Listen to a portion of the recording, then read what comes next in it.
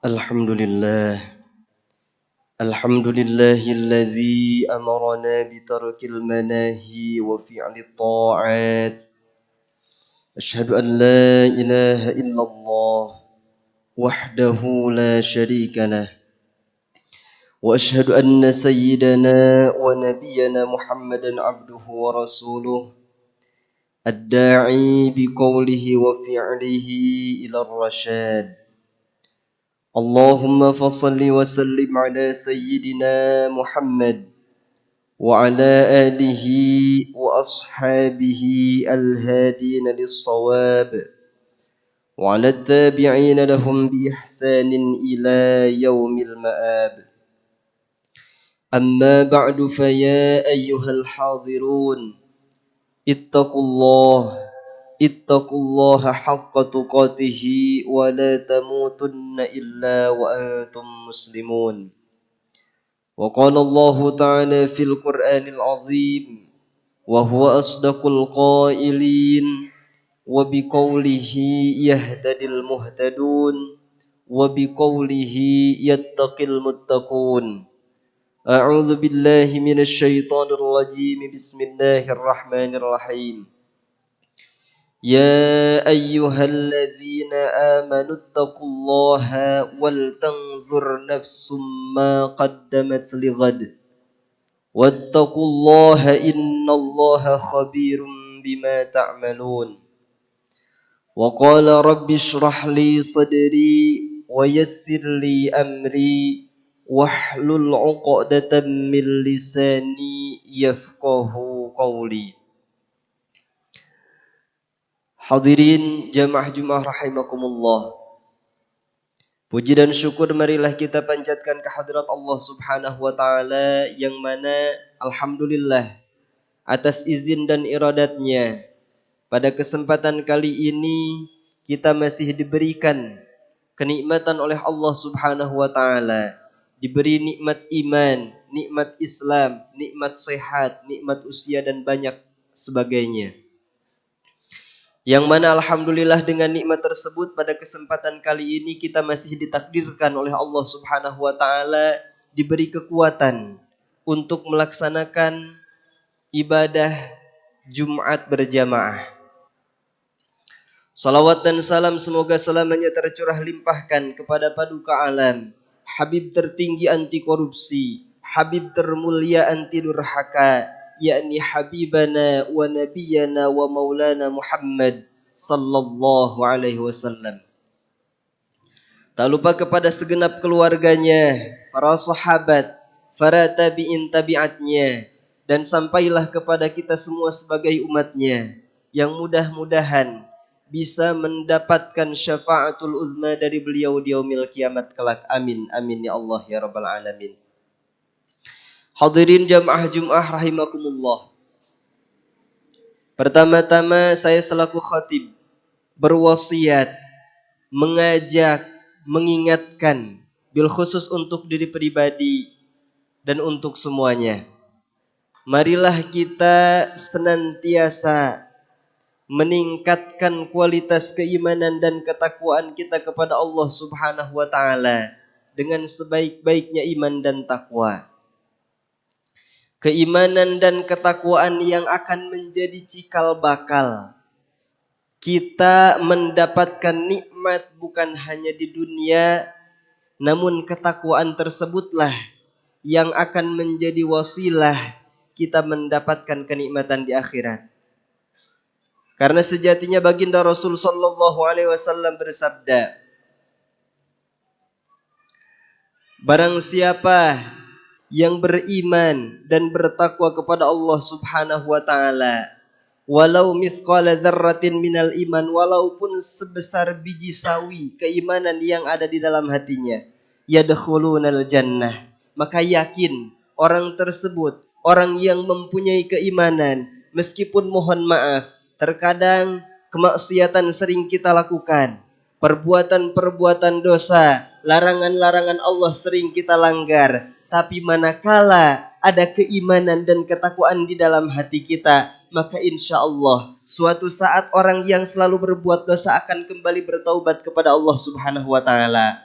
Orang yang senantiasa bermaksiat akan beristighfar meminta ampunan dari Allah, maka insya Allah innallaha yaghfirudz dzunuba jami'a. Allah akan mengampuni setiap dosa hamba-hambanya illa ayyusyraka bih, kecuali dosa menyekutukan Allah. Maka mudah-mudahan dengan senantiasa kita meningkatkan sedikit demi sedikit keimanan dan ketakwaan kita, mudah-mudahan kita akan menjadi hamba yang selalu diampuni oleh Allah Subhanahu wa taala dan akan mendapatkan kenikmatan surganya Allah Subhanahu wa taala. Amin ya Allah ya rabbal alamin.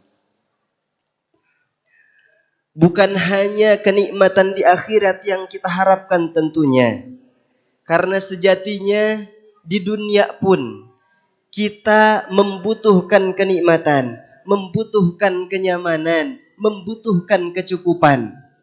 Syekh Ibnu Qayyim Al-Jauziyah mengatakan, kama antaqallah mujallabatun lirrizqi, fatarku taqwa mujallabatul lil faqri, famastajlaba rizqallah bitarkil ma'asi. Syekh Ibnu Qayyim Al-Jauziyah mengatakan, kama antaqallah mujallabatul lirrizqi, seperti halnya bertakwa kepada Allah atau ketakwaan kepada Allah, mujallabatun lirrizqi, akan menarik-narik rizki, akan mendatangkan rizki. Rizki bukan hanya soal materi, tapi rizki mungkin berupa kecukupan, rizki berupa ketakwaan kita, rizki berupa ketaatan kita kepada Allah Subhanahu wa taala. Dan sebaliknya, watarku takwa, barang siapa yang meninggalkan ketakwaan, barang siapa yang ketakwaannya berkurang, menurun, maka sama dengan mujallabatul lil fakri, orang tersebut sedang menarik, sedang mengundang kefakiran yang akan menimpa dirinya. Na'udzubillah tsumma na'udzubillahi min dzalik.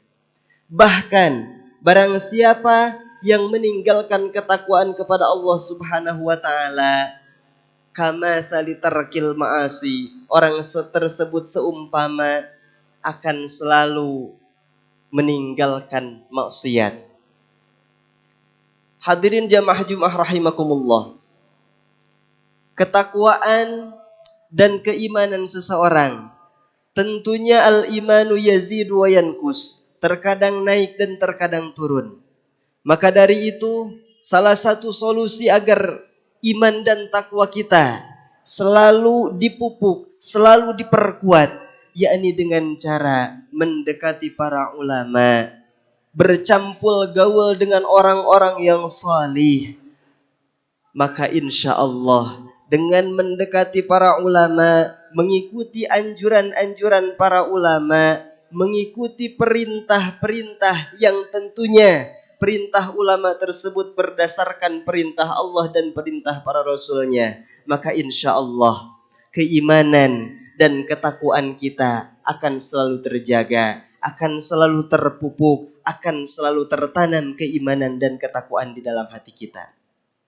Bahkan baginda Rasul sallallahu alaihi wasallam mengatakan, sayati zamanun ala ummati yafirruna fihi min ibadihil ulama.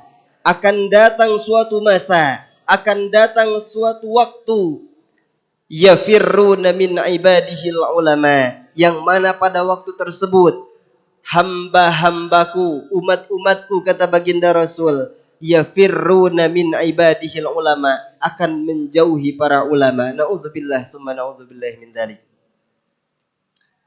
Maka ancaman baginda Rasul sallallahu alaihi wasallam ketika waktu tersebutlah datang, ketika umat-umat baginda Rasul menjauhi para ulama, maka liyabtalihimullahu bithalathi baliyatin, Allah akan memberikan 3 ujian bagi orang-orang yang menjauhi para ulama, bagi umat yang menjauhi para ulama. Yang pertama, ini adalah kerugian. Kerugian bagi kita sebagai umat baginda Rasul ketika kita menjauhi para ulama. Yarfa'ullahul barakata min kasbihim. Allah akan mengangkat, menghilangkan keberkahan dari pekerjaannya. Sebanyak apapun hartanya masih terasa kurang. Setinggi apapun jabatannya masih belum puas. Na'udzubillah summa na'udzubillahi min dzalik. Mungkin dapat kita rasakan secara tidak langsung, meskipun mohon maaf gajinya naik atau pendapatannya bertambah, tapi ternyata dengan pendapatan bertambah tersebut tidak memenuhi kecukupan bagi diri kita, tidak merasa puas dengan hasil tersebut. Mungkin na'udzubillah summa na'udzubillahi min dzalik, itu adalah teguran dari Allah karena begitu banyaknya kita menjauhi para ulama.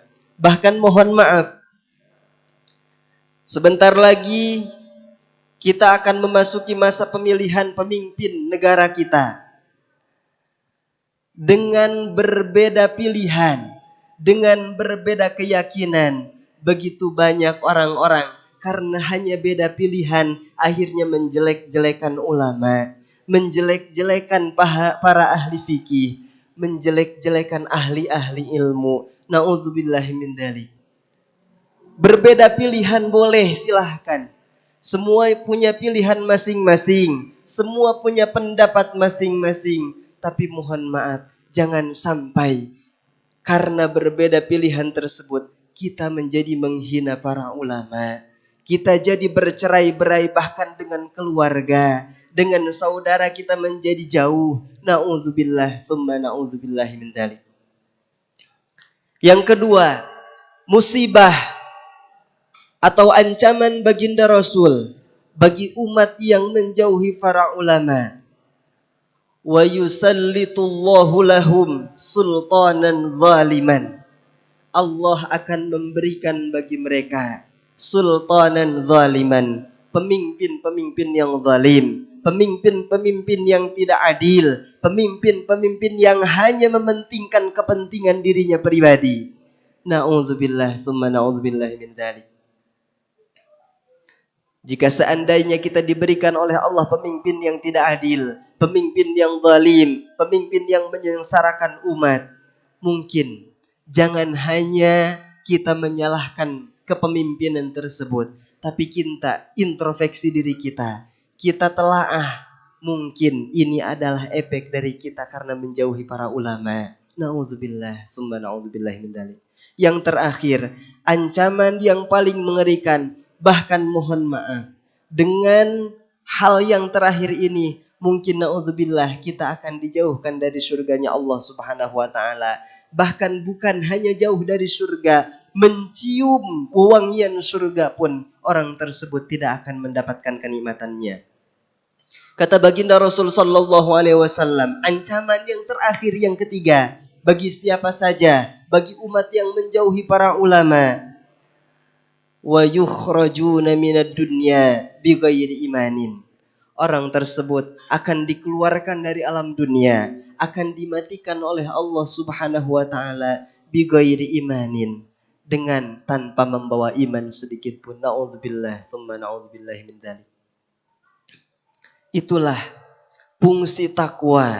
Jika seandainya ketakwaan dan keimanan kita tertanam di dalam diri kita, walau mithqala dzarrah, meskipun sebesar biji sawi, maka insya Allah kenikmatan surga akan kita rasakan. Meskipun dengan banyak mungkin pertanggungjawaban atas dosa-dosa kita, pertanggungjawaban atas harta yang diberikan oleh Allah, entah kita pergunakan untuk apa. Dengan banyak pertanggungjawaban tersebut, tapi pada akhirnya keimanan dan ketakwaan akan menyelamatkan kita. Tapi sebaliknya, ketika tadi kita menjauhi para ulama, kita bertolak belakang dengan aturan-aturan para nabi, kita menjauhi perintah-perintah Allah, melanggar larangan-larangan Allah, na'udzubillah, keimanan kita akan terkikis. Bahkan mungkin Allah akan mencabut nyawa kita tanpa memiliki keimanan sedikit pun. Na'udzubillah summa na'udzubillah min dzalik. Maka mudah-mudahan dengan senantiasa kita diingatkan, dipupuk untuk senantiasa meningkatkan keimanan dan ketakwaan, di dunia kita bisa mendapatkan rizki yang berkah dan halal. dan kemudian di akhirat pun kita akan mendapatkan kenikmatan yang tiada tara, kenikmatan yang telah Allah janjikan, kenikmatan yang kekal abadi. Amin amin ya Allah ya rabbal alamin. Barakallahu li wa lakum fil Qur'anil azim wa taqabbala minni wa minkum tilawatahu innahu huwas samiul alim. Aqulu qawli hadza fastaghfiruhu innahu huwal ghafurur rahim.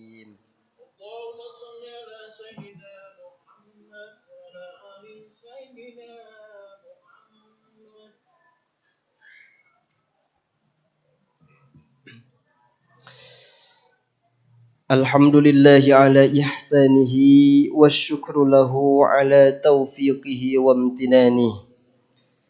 Wa ashhadu an la ilaha illallah wahdahu la syarika lah.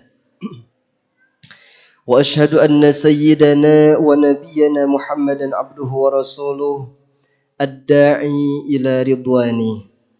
Allahumma salli wa sallim ala sayyidina Muhammadin وعلى آله وأصحابه وسلم تسليما كثيرا.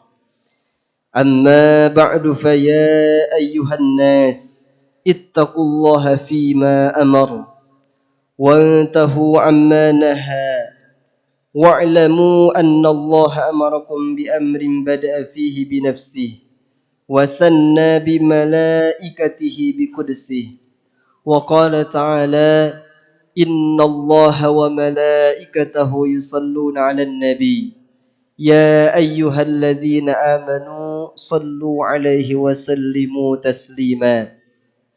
اللهم فصل وسلم وبارك على سيدنا ونبينا محمد صلى الله عليه وسلم وبارك وسلم أجمعين. آمين يا الله يا رب العالمين. اللهم اغفر للمسلمين والمسلمات والمؤمنين والمؤمنات الأحياء منهم والأموات إنك سميع قريب مجيب الدعوات ويا قاضي الحاجات. اللهم إنا نسألك حسن الخاتمة ونعوذ بك من شر العاقبة وسوء الخاتمة. اللهم ادفع عنا الغلاء والوباء والربا والزنا والزلازل والميحان وسوء الفتن ما ظهر منها وما بطن عن بلدنا هذا إندونيسيا خاصة وعن سائر بلادنا المسلمين عامة يا رب العالمين. ربنا تقبل منا إنك أنت السميع العليم وتب علينا يا الله إنك أنت التواب الرحيم. ربنا آتنا في الدنيا حسنة وفي الآخرة حسنة وقنا عذاب النار وقنا عذاب النار وقنا عذاب النار برحمتك يا عزيز يا غفار يا كريم يا ستار برحمتك يا أرحم الراحمين. عباد الله إن الله يأمر بالعدل والإحسان وإيتاء ذي القربى وينهى عن الفحشاء والمنكر والبغي يعظكم لعلكم تذكرون. فاذكروا الله العظيم يذكركم واشكروه على نعمه يزدكم واسألوا الله من فضله يعطكم ولذكر الله أكبر. أقم الصلاة.